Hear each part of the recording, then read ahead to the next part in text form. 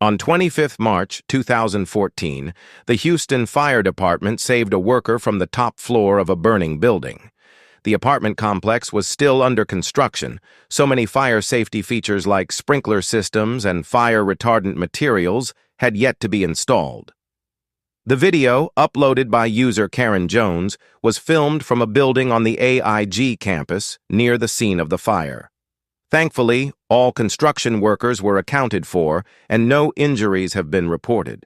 It took the fire department nearly 3 hours to get the blaze under control.